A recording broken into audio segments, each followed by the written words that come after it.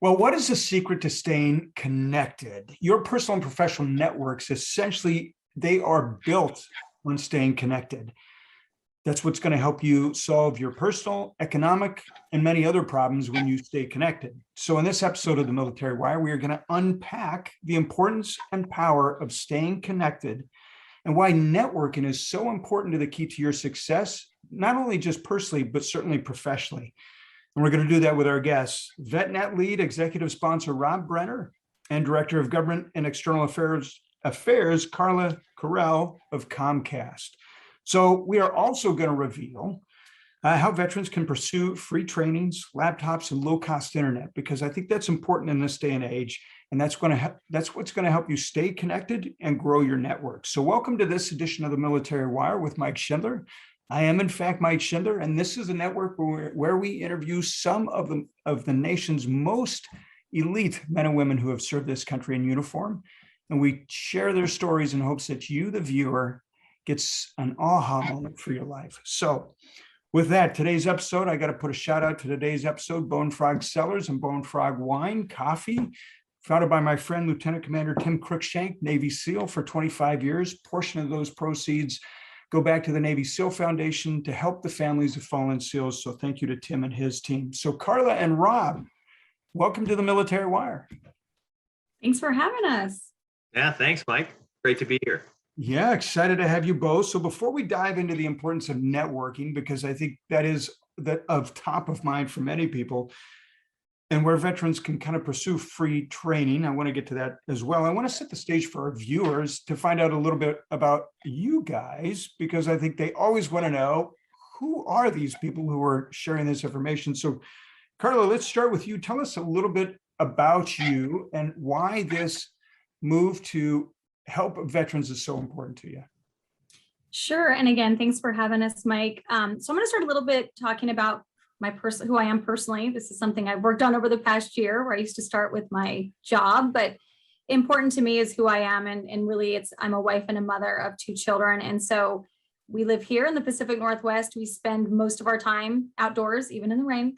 But we love cheering on all of our sports teams. We're newly season ticket holders for the Kraken. So we are often at any sports event we can find. So that's really what we like to do together. But for me, when I reflect back on the question of, what is important and why do I do the work that I do, and also work for the company that I work for, to kind of bring it back to veterans. So I was, reflecting back on that question, and it, in my family, as many folks, both of my grandfathers served in the Army, and I always think about ways to really honor and respect what they did in their commitment and sacrifice. And so, being able to do that through my work and through, volunteerism or whatnot is really important. And, also most recently, and how I've really been able to connect with what you do, Mike, is my brother-in-law and my sister-in-law. My brother-in-law was in the Army and was honorably discharged a few years ago, and his family relocated back to Washington.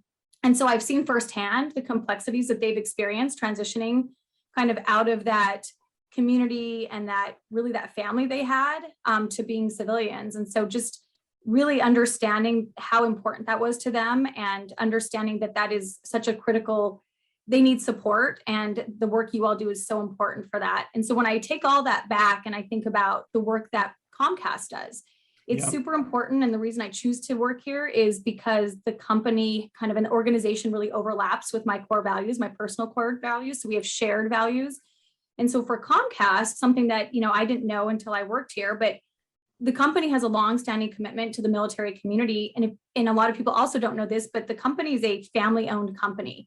And so going back to the founder, it was founded by Ralph Roberts. The Roberts family still, runs our company organization today. So it's a family-owned company, and he was a U.S. Navy veteran. And so he really brought that into kind of the ethos and the foundation of our company. And so today the company is committed to employing, upwards of over 20,000 members of the military community. And most recently, actually in 2020, the company ranked #1 by Military Times on its Best for Vets list, employers list. And so for me, it connects with my core values and what I find really important as a wife and a mother. And so I'm just super proud to be able to partner with folks like you.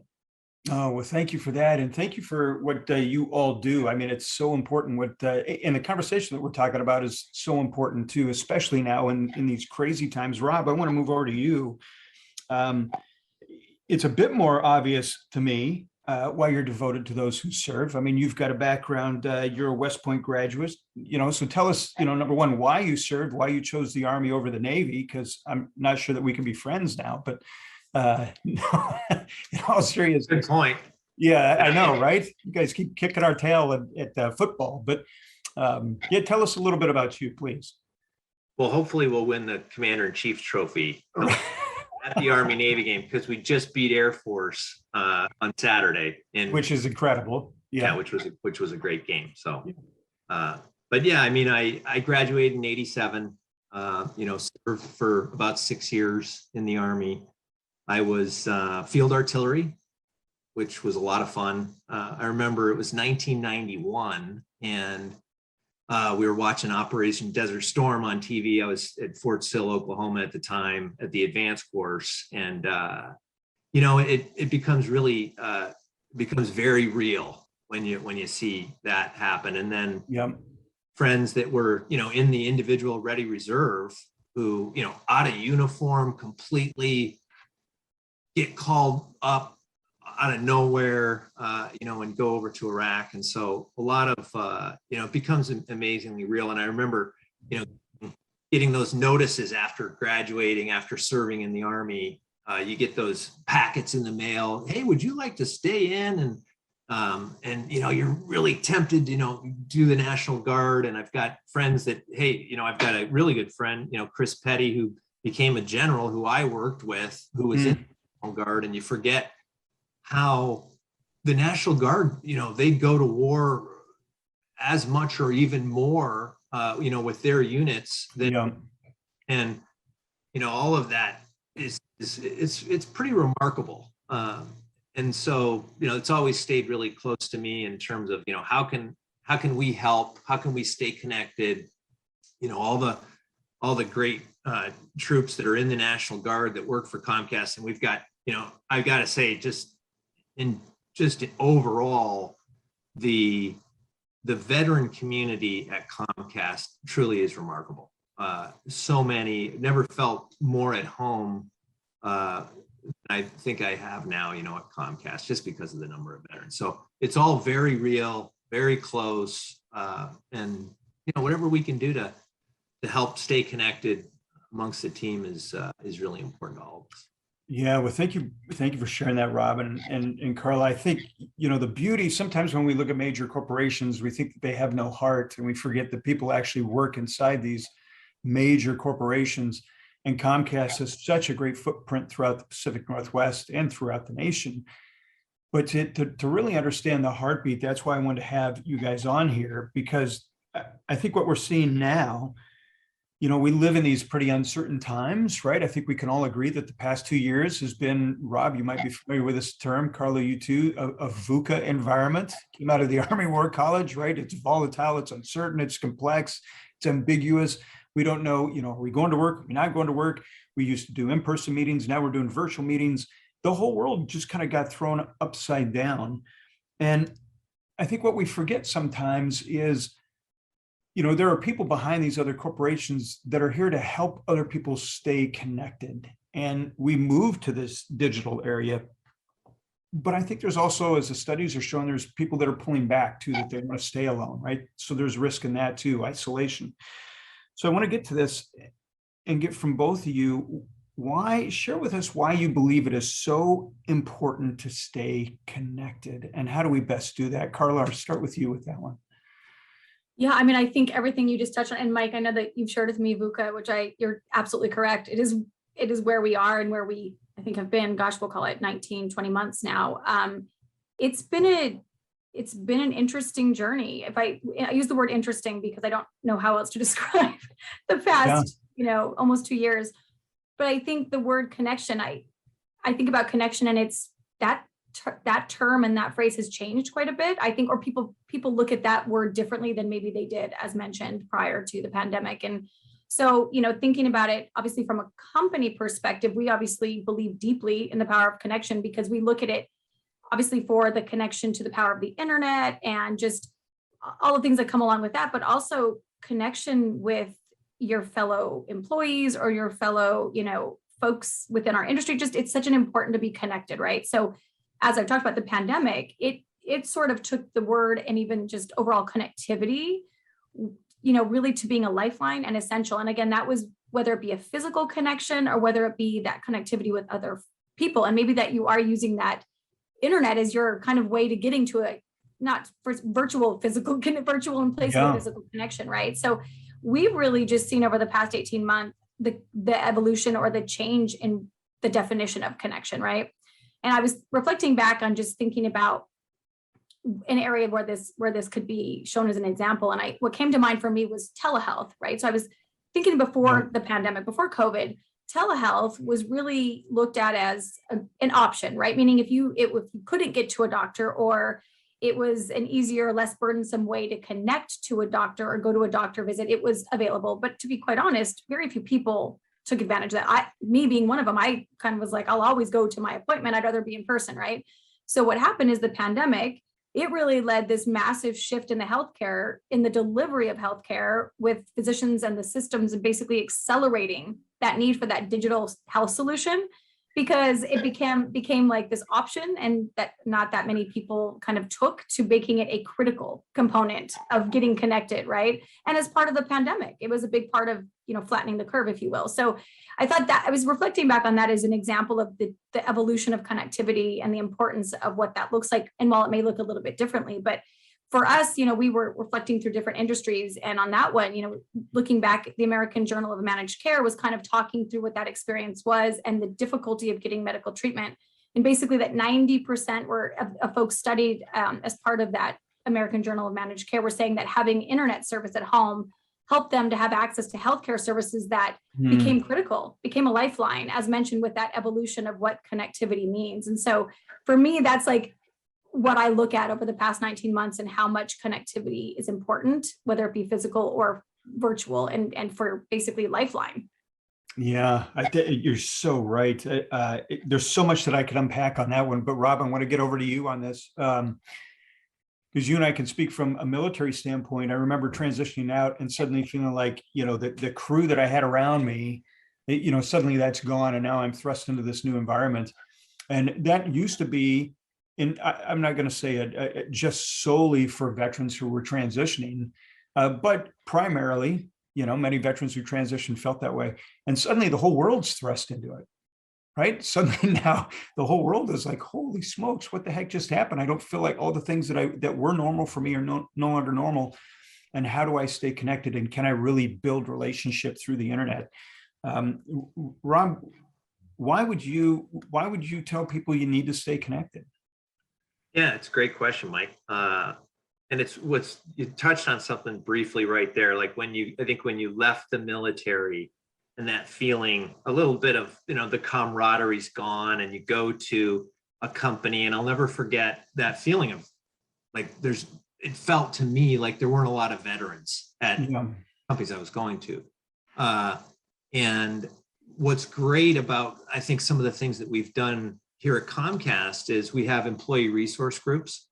So you can feel like you don't have to be in the military to belong. You might be part of, like, I know Carla's, grandparents were in the military, and you might feel connected to folks in that way. And so you can go to these employee resource groups like we have and feel like you're part of a group. And we've got 8 employee resource groups here at Comcast. And I could briefly just kind of touch on what they are real quickly, but we've got our women's network, young professional network, out, Unidos, Ben, APA, and My Abilities are just a few of them, which I really think help the team stay connected, where you might feel like you're part of Young Professionals Network, so you can join that group. And you just, you have fun things that we get on. We do virtual events. We have Veterans Day's coming up here shortly. Yep. We have an event for Veterans Day. We do fun games that we play just as a group, and make fun of the Navy or the Air Force. We make fun of each other. It's yeah, exactly. Yeah. we're doing it virtually right now. We've done it, in person in the past, and that was a blast. Like we set up a kitchen, we did some chip beef on toast, if that's what you want to call it, right? Because I know us in the military had another name for it. Yes, we did. And we had some chip beef on toast that we made, and we served it just like the old mess hall. And there were 150 of us together, and we got together and just had a good time. Had some professional things that we did on how to present your resume, how to each station set up. We had some things that we put together, some backpacks for veterans that might have been homeless, which we're doing now as well, which I think is just a nice way for folks to feel connected and like they're giving back as well. So a lot of different things. The other part is really, I was out in Spokane about this time last year where we talked about internet essentials. And, I've been at Comcast for a couple of years now. So I was really amazed at how, I guess, prolific Internet Essentials is. A lot more popular, and I don't think people get the word out as much about Internet Essentials. Basically, it's a great way to stay connected at an incredibly low cost. And I don't know if Carla, you want to talk a little bit more about Internet Essentials, but you can if you're a veteran, what a great way, to transition, to get internet, stay connected. So I think that there's just a lot of things like Internet Essentials that we probably don't talk enough about. And Carla, I don't know if you wanted to talk a little bit more about Internet Essentials, because I just found it an amazing resource for anybody, really, but especially our veterans. Yeah, let's talk about that, Carla. Let's transition over to Internet Essentials, because that is one of the things. How can veterans get low cost internet and stay connected, right? Because Rob, you touched on building those hybrid affiliations, right? Getting involved. It's important to get involved, but it also starts with, well, first of all, you got to have internet. So talk to us a little bit about Internet Essentials and what does it take to qualify for that?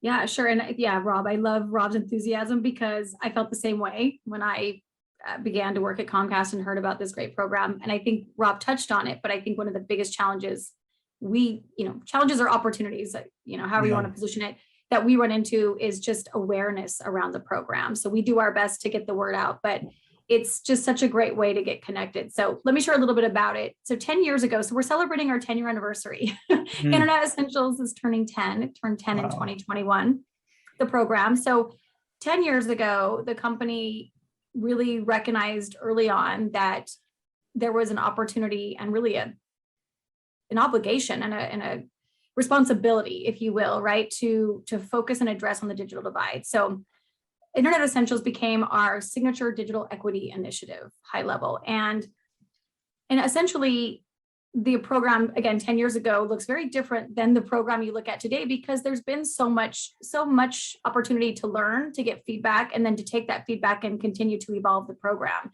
And so having done that for the past 10 years, Internet Essentials is now the largest and most comprehensive broadband adoption program to high-speed internet in the country. And so it's important to state that, but also make sure to acknowledge the feedback and learnings to get to that point, right? Because it's more than just a connection to the high-speed internet. It's about providing a full wraparound solution. Because in those learnings and in getting feedback, what we've learned and what we've heard is that the three main barriers to adoption are number one, it's a lack of perceived need for the internet or interest in the internet. And that mostly stems from limited digital skills, right? So having never connected to the internet on a computer, and it's a little bit daunting or scary. So that's actually number one that we hear as a barrier. Number two is not having functional equipment. So maybe not having a laptop or an iPad beyond a phone. And then number three is the cost of the monthly service. And so, as I mentioned, the wraparound solution, Internet Essentials was kind of built and or evolved to really focus on all three of those areas. And so as part of the program, we have digital literacy and different programming available online at our it's internetessentials.com. There is an entire library of digital literacy, digital skills that folks can access just right now without even being a part of Internet Essentials. You can just go to the internetessentials.com page and there's a number of resources. And then not having equipment as part of Internet Essentials, once you do sign up under the program, you get access to a brand new Dell computer for $150. So it's a heavily subsidized device. And then the cost of the monthly service is $9.95 a month. So for under $10 a month, you get access to high-speed internet, which is just unbelievable because at this point you don't have to, there's no compromising speed or access because of whatnot. So the program is just really comprehensive. I will tell you, I'm super proud of this program as I work for the company, but without working for Comcast, if I reflected on, the work that I do, what I'm most proud of is the commitment to digital equity and the evolution of this program to meet people where they are. It's really great program. I love that, Rob. And we'll put links into where people can learn more about that too, because I think that's really important for people to understand that you can get a laptop, you can get connected to the internet, you can start to go after those opportunities that are available to you or the benefits that you've earned. I think that's so important. Rob, talk to us a little bit. You oversee Vetnet. Talk to us a little bit about how Vetnet plays into this. Yeah, I mean, if you think about all of the different folks at Comcast and the situations you might be in, you might have somebody who's in the National Guard, employees, spouses that have folks in the active military. We've got, how do we help? Just use an example. You think about somebody that might get called up in the National Guard, and how do we make that easy for employees for that transition? Yeah. Can you imagine you get the call, and the last thing you want to worry about is, how do I make this smooth at work? And that's where we all come into account, and we help, we've got a kind of this, the red carpet transition team, for folks in the National Guard, or, how do we all get together and rally and make this really easy for everybody? And you've got a place, to talk, to exchange, whether it be on Teams or, we've got some chatter going on, right? Back and forth, and being able to get questions answered quickly and easily across the whole team. I mean, that's kind of what it's about. You shouldn't be by yourself. You shouldn't be left alone. Shouldn't be in the dark. There's no reason for that. You've got a place where you can go, you can get great answers. We've got a team up at headquarters that, that's all they do. And it's just really nice to be able to be part of a team that does that. So that you never feel like, oh, I'm out on an island or anything like that. And I think that's where, it's where you kind of get a little emotional because you've got, a great support system. Yeah. And I think that's critical. The support system, especially now, right, is number one, get connected, get back into relationship, both, personally, in person when you can, when that plays out and is appropriate, but certainly via the internet. There's no reason not to anymore. And build those affiliates, build those relationships, get the training, as you say, Rob. And we're going to put that both in this episode. We'll have links to the opportunity here. I know that we're launching a pilot program with you guys on really combating digital inequity and making available this opportunity to local area veterans. So I want to thank you both for being on the Military Wire. Thank you. But where can people learn more? Like if there's one place they can go to learn more about this, where would that be? Carla? Sure. I mean, I've repeated, the listeners are probably like, we've heard you, but it's internetessentials.com. Yep. That's really where you can learn all the information around the Internet Essentials program and all the different components that I touched on that are a part of the program. I do also just want to mention that, for folks that are either familiar or if you're not familiar, on that website, you'll also see information on the emergency broadband benefit, which is the federal government subsidy right now for internet. And so Comcast is participating. So please, all of that information can be found at internetessentials.com. Oh, that's awesome. And Rob, Vetnet, they can find that information there as well, or where should they go to? Yeah, visit? there's also a washington.comcast.com, I think, as well, if I'm not mistaken, Carla, that you can go to. So it's I got to tell a quick funny story though. Yeah. So when we got together in person probably a year and a half ago now. I mean, gosh, it's hard to believe. Maybe it was even 2 years ago. We held a big event, and one of the guys that I graduated from West Point with stands up in the middle of nowhere, says, "Hey, I'm not involved, I'm not with Comcast, but I just happened to be here because we did it. I forget where we did it at one of the places, but it was just a funny coincidence because he just happened to be there that day and had walked in. So, I just thought it was great. You can, be part of the, you might not work for Comcast as well, right? So, Yeah. we just want to we want to open it to everybody. You don't have to be to belong. You don't have to necessarily be a veteran, spouses and everybody, right? You can be part of this great network, and be, feel like you're part of the team. So I love that. Yeah. I love that. Rob, thank you for ending this on a high note. I want to thank you both, Carla and Rob, for being on the Military Wire. And we are going to post the links to Internet Essentials in the article. We'll post it when we release the videos. So those of you that are watching this, you guys will be able to know where to go. We'll have an opportunity for people to participate in the pilot program as well that we're launching as well. But for those who are interested in learning about your post-service identity, how to find new mission purpose identity after service, be sure you reach out to us here at Operation Military Family as well. Rob and Carla, again, thank you both for being on the Military Wire. Thank you, Mike.